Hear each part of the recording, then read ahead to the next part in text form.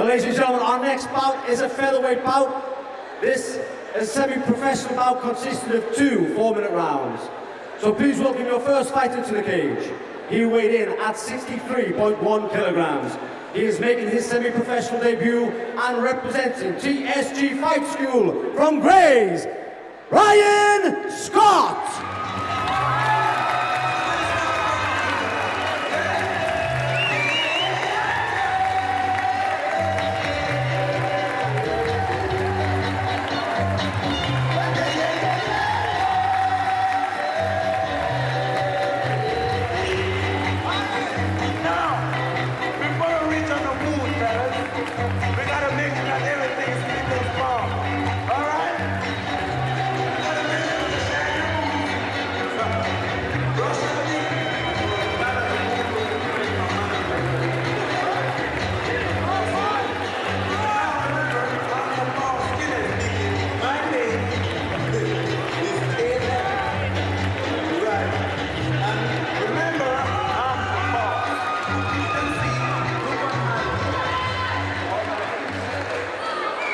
Now let's welcome his opponent to the cage.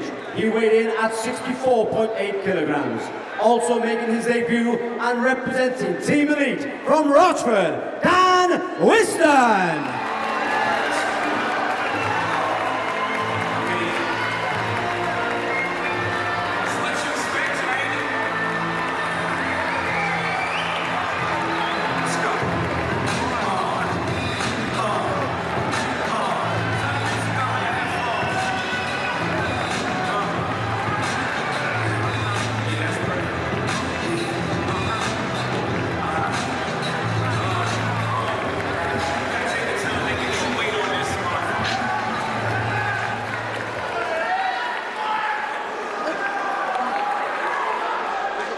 So next up we have semi-professional mixed martial arts over 2 4-minute rounds of action.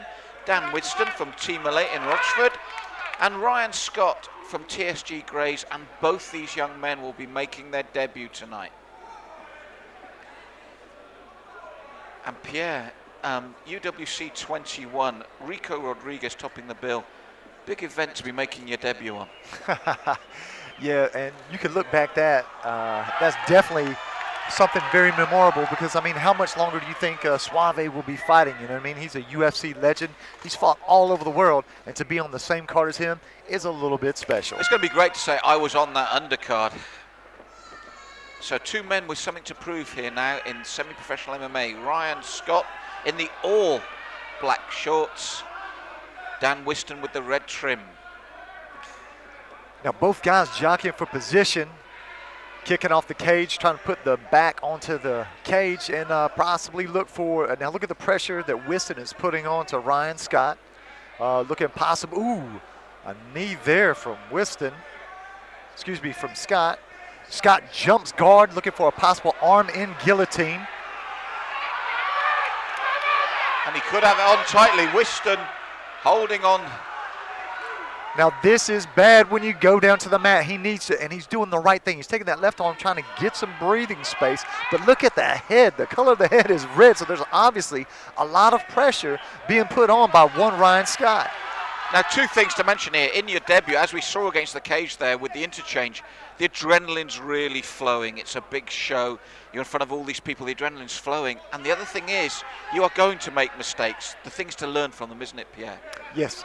Now, for Ryan Scott, we're going, and again, both guys really, really in there trying to, show this crowd what they have. And again, like you said, yeah, it is pre-fight nerves down. He's holding on to the cage. That's not allowed here. Again, both guys fighting for position, but you have to be real careful that those semi-amateur moves don't get you sucking wind early in the first or in the beginning of the second round. Well, Scott had that big opportunity, didn't he? Whiston was the man being aggressive, and suddenly he was in this guillotine. He's out of it again now, but big knees coming in from Scott. But what you have to do is you can't chase a submission if it's not there, because as you know, ooh, big shots there, just missing by Dan Whiston. Another knee coming up through the pipe by Ryan Scott. What do you think Whiston is after here? Because he's constantly trying to push his man to the cage here. He's been at it since this round has started. I think he's looking for a takedown, but he wants to be in that top position. From that top position, he can work from side mount, full mount, or even in his opponent's half guard. But he hasn't been successful at the moment. What he has done is eaten knees and almost been in the flying guillotine. Maybe a change of tactic. That's where this debut status, isn't it? That's where the learning curve is. And that's the beautiful thing about being semi-pro, is that if you make mistakes, it's not your pro record. Well, finally, you were right. He's got where he wanted to be. It's what he does with it now. You were spot on there, Pierre. Whiston got where he wanted to be, got to be on top, but Scott, very quick transition. Yeah, beautiful, beautiful reversal there by Ryan Scott, really pumping the hips up and putting Dan Whiston on his back. Now, Dan Whiston looks to have like a partial half guard. I think Ryan Scott is going to try to work out of that, possibly to full mount. The half guard opens. Scott throwing a small body shot. And as we've said on numerous occasions before, when it's semi-professional like this and when you're on the ground, you've got to think and work in a different way. You can't just posture up for that ground and pound. You really have to start thinking about technique. Yeah, you know, and I could see both guys showing shapes. They know what to do, but again, saying that, beautiful, beautiful taken to the back there by one Ryan Scott. Dan Whiston looking to be in a little bit of trouble. Ryan Scott looking for a possible rear naked choke here. He has to be careful, and he supermans him out. Very good position there for Ryan Scott. Now, dangerous times here for Dan Whiston. You can hear his corner calling to him, and he is saved literally by that buzzer. For me, Whiston tried a lot of things, but the eye catcher was Scott. Yeah, and I think he wasted a lot of valuable energy with those failed takedowns from that stand-up position. What I would like to have seen is maybe Whiston changing his levels. Instead of trying to bully him down by double underhooks, switch down and possibly go for a single, double leg, try to play with that, try to play with his balance. However, he didn't do that, and we'll see if that plays into the second round. So this second round will be the final round, 2 4-minute rounds. We had Whiston, as we said, expending a lot of energy, but possibly Scott taking the round, and this is all part of that learning curve we talked about. And again, Scott slipped under beautifully and went for his own takedown. Didn't quite get it. Right, and again, when I was talking about that changing of levels, Whiston could take a page out of Ryan Scott's playbook, because he did that beautifully. He changed the levels. He went underneath the punches of Whiston to get this possible takedown attempt. Now, another cage grab by Dan Whiston. He's going to have to be careful because the referee could penalize him a point for that. Yes, it's the third time the referee's noticed it. But again, it's that turnaround by Scott. Whiston knows where he wants to be. His opponent just won't let him. Now, Ryan Scott tried for 2 failed elevator sweeps there. Whiston using the cage to push off, keep his balance, and he was rewarded. Big, deep shot there by Ryan Scott. However, Dan Whiston sprawls. Yeah, he saw it coming, sprawled in time. Nice short left there from Scott. And we always say at this level, set up your takedown attempt. Get him thinking about something else. Not only that, when you punch to the head, it causes your arms to raise up, clearing the way for you to change that, to change levels and go in for that shot. In this second round, though, Dan Whiston learning from his opponent, getting the knees in wherever possible against the cage. Ryan Scott was very good at that in the first round, and Dan Whiston is learning from that in the second here. Now Whiston with the takedown. Ooh, up kick just missing by Ryan Scott. Now Whiston has to be careful. He's put himself in some positions where Ryan Scott can loop the arm up and over, looking for that guillotine. Well, the strange thing was for there, Whiston worked for that takedown, got it, and then stood up and told his man to stand back up again. As he's done here, it seems a definite change of tactic. He's called him up. Does he feel more confident upright now? Well, I think he's just trying to score points in the judge's eyes. There's a takedown, no damage done to him. He stands back up and possibly another kick there by Ryan Scott. Throwing both the left and right round kicks. So maybe Whiston is just trying to score points here in the second. Yes, he's certainly working the knee more. Scott, impressive upright as well. It's going to be very difficult for the judges. And again, you feel there's maybe a bit of fatigue here from Dan Whiston. He's open-mouthed, and it is their debut, so you imagine that adrenaline dump has kicked in now. And you can see clearly with Whiston, he looks at his opponent and says sorry, but I think he is fatigued. Sometimes it comes down to who wants it more. 2 big knees from Ryan Scott there. And I believe you called it right on the button, Malcolm. Whiston is looking gassed here in the closing of the second round. Well, he looked to his corner for inspiration there, and he's looking over to them again. It's been a hard debut for him. And I tell you what's so hard is when you're so tired, you know what to do, but you're just not enough gas in the tank to do it. By the same token, Scott hanging off that single leg, it will have taken out of him as well, because it is his debut too. Well, both guys are game. Possible tie clinch by Whiston. Instead, he does a little bit of dirty boxing there on Ryan Scott. And do you know what? There's nothing like your first real fight and how you feel afterwards to get you into the gym and working even harder. Suddenly you realize why you're doing it, and you go in with extra inspiration when you go back. Well, I'll tell you what, for the fans at home, it really is, I'll tell you what, a sacrifice to get into the gym to make sure that you're fighting fit, fight ready. And both of these guys look to have done their homework. Nice takedown there by Dan Whiston, right at the bell. Well, this is going to be a hard one for the judges. Let's see which way they're going to go. But it was a very entertaining debut from both men, and they will learn so much from this fight, Pierre. I mean, both camps will take this fight back, look at the tape, and gauge where their fighters are and areas for improvement and what they did well.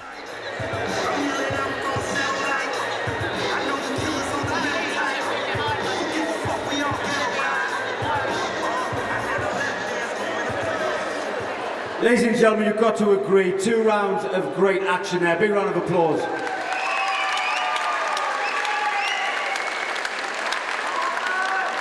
Well, ladies and gentlemen, after 2 rounds of action, we go to the judges' scorecard. And the winner, by unanimous decision, Ryan Scott!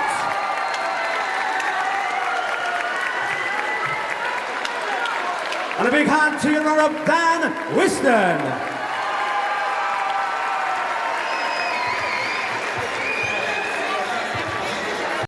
Ladies and gentlemen, our next bout is a light heavyweight semi-professional bout consisting of 2 4-minute rounds. So ladies and gentlemen, please welcome your first fighter. He weighed in at 92.8 kilograms. He has a record of 1 win and no losses. Representing Team Tsunami from Cambridgeshire, Lucas Kupiewski.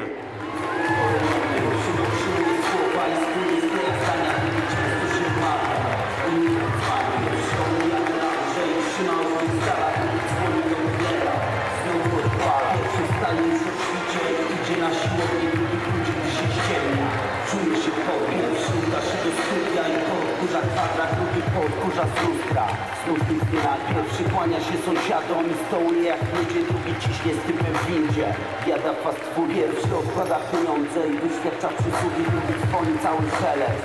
Popada w dół, pierwszy wieczorami z książką, pyta czy jesteś wolna, drugi chamski i wulgarny, znów odpala i jest nas 2. Chyba wystarczy, pierwszy odnosi sukcesy, drugi wraca na tak, któryś budzi się na tacy, nerwowo pali ślubi, zdaje się, że to ten pierwszy. Ladies and gentlemen, now welcome his opponent to the cage. He weighed in at 92.9 kilograms. He has an unbeaten record of 3 wins and no losses. Representing TSG Fight School from Southend-on-Sea, Dan Piper!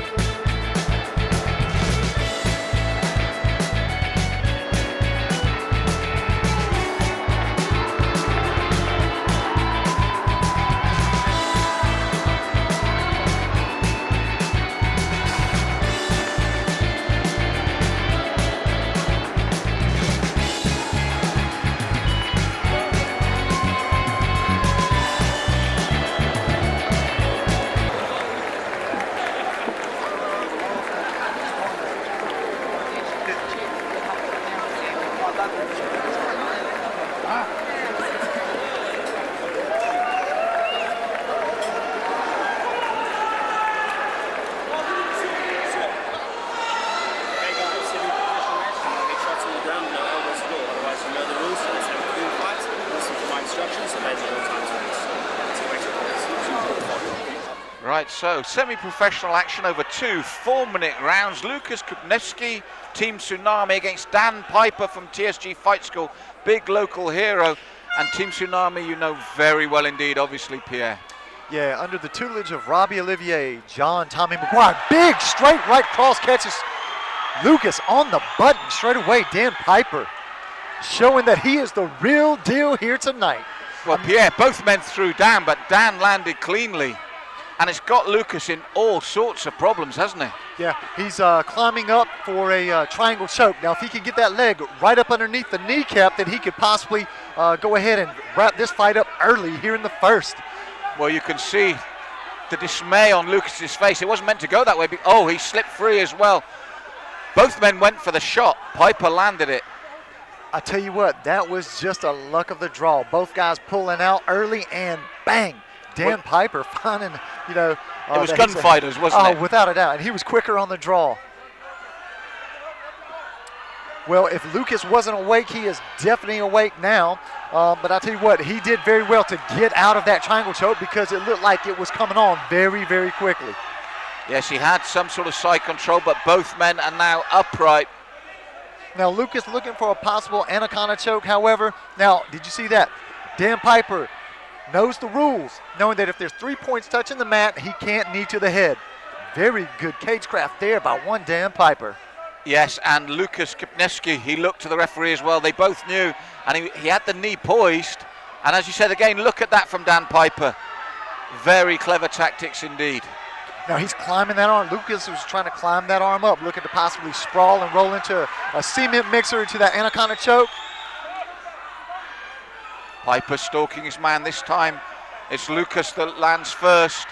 And both guys throwing a little bit wild. Lucas is going to have to keep those hands up if he doesn't want a replay of what happened initially here in the first. Right round there by Lucas. Double leg attempt. Muscles it down to the ground. Lucas in top position. However, he's in Dan Piper's guard. Yes, both men, when they were upright, a bit ragged in those following exchanges, bit swinging. Now you've got to ask yourself, how much energy has both men exerted here early in the first? Both guys really using a lot of muscle, working for the takedowns as well as that attempted triangle submission. And these are not lighter guys either, Pierre. A lot of blood got to go around those muscles. Now Lucas looking to step over to get into Dan Piper's half guard. Nice transition there by Lucas, switch hips. Now he finds himself in that side mount position. Dan Piper, the TSG fighter, with his back to the mat. And we're looking at the moment here as well at an unbeaten fighter, 3-0, so he'll want to keep that streak going, but Lucas Kupnevsky has really tested him here in this first round. Hip bump there by Dan Piper. Dan Piper going to his side. Now that's a very smart move by Dan Piper. Dan Piper knows he doesn't want to carry the foot. Oh, big step over into the mount there. Grapevine in the legs is one Lucas Kupnevsky. But again, as I said, we've got Dan Piper, an unbeaten fighter, but if you look at Lucas, if you look at the potential partners for training and drills and sparring, it's incredible. Yeah, both guys coming from solid camps. Dan Piper out of TSG with Daniel Brazotta, black belt under Hoist Gracie. And then you have Tsunami with Robbie Olivier, John Tommy McGuire, UFC fighters and possibly one UFC fighter in the making. Both guys will not have had a lack of tutelage, that's for sure. Jab lands there, big right again by Dan Piper. Now that's one of Lucas's strengths. When he comes forward, he's like a freight train. It's very hard to stop that double or even that single leg takedown. But saying that, Dan Piper very slick on the ground, looking to put that foot into the hip. And how do you call that round here at the beginning of the first? Well, when you look at the very beginning of the first, it's a straight right hand from Dan Piper. But I think as the round's gone on, Lucas has got back into it. You don't want to sit on the fence, but if you look at, it's a tale of two halves of this round. Yeah. Now, one thing I'd like to point out is that Lucas does like to strike. However, he likes to do it on the ground in that top position. He's very good at utilizing his body weight, getting something for nothing, meaning that he wants his opponent to carry his weight throughout the round. He just grinds him down, and that sets up for those big, heavy shots. Now, Dan Piper, a success story for TSG. He came in at, believe it or not, 19.5 stone. Since he's been training with TSG, he's lost 5 stone. They say he works harder than anyone else in the gym. But if you look at the body language of both men here coming out into the second, Lucas was really taking deep, deep breaths for air. Where Dan looks still solid, and as you said, nobody works harder than him in the gym. This might pay off for him here in the second, Pierre. Well, when I talked to Lucas earlier, he weighed in at 99 kg at the beginning of the week, and now he's down to 93. That takes a toll on the body, and we'll see if that plays out here in the second round. 1 over, 1 under. Lucas pressing with shots of his own. Left, right, left, right, left, right. He's got to be careful. Now he looked for the takedown, but instantly Dan Piper was onto him. And these men are very evenly matched. I love this matchup, Pierre. When one tries something, the other's got the answer, and it makes for a very exciting upright and on the ground. Well, Lucas came in, like you said, with that double leg. Immediately, Dan Piper looked for that guillotine. However, Lucas saw it, responded with hopping around that guard. And taking the back. Dan Piper very slick, up and out through the back door. Looking to go seatbelt here.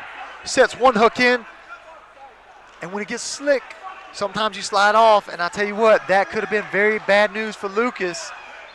But again, for two men, 90K plus, the slickness and the speed of the transitions is superb. Oh yeah, both of these guys are not what you would typically find in guys that weigh this, this much. Looking for a possible leg attempt or a sweep. There's Dan Piper. Lucas better get those hands up because Dan is back on the stalk. Double leg, sprawl there. However, look at the upper body strength of one Lucas Kopniewski. And I'm telling you what, that was a deep sprawl there by Dan Piper. Yes, Lucas, he looked as if he was just beginning to gasp, but again, fantastic transition. Little feint with the right hand, and then they're back to the ground. Now head and arm choke set up there by Lucas Kopniewski. Dan Piper, first time he's been in trouble with a submission. If Lucas can get his left leg out of the half guard, then he'll be able to sink his hips and walk it around and actually complete this head and arm choke. Now, when we look at so many things being equal, you start to go down the criteria for the judges. You've got to start looking at aggression and cage control. Where would you go there with these two men, Pierre?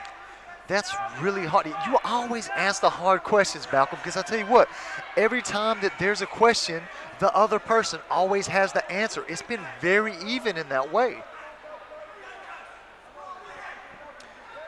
You have the Tsunami fighter in that top full mount position with the TSG fighter on his back. Now, Dan Piper looking to push off the cage, possible reversal. And again, we talk about that sickness. You saw that it was slippery, and instead of getting that reversal, he just slid across the mat.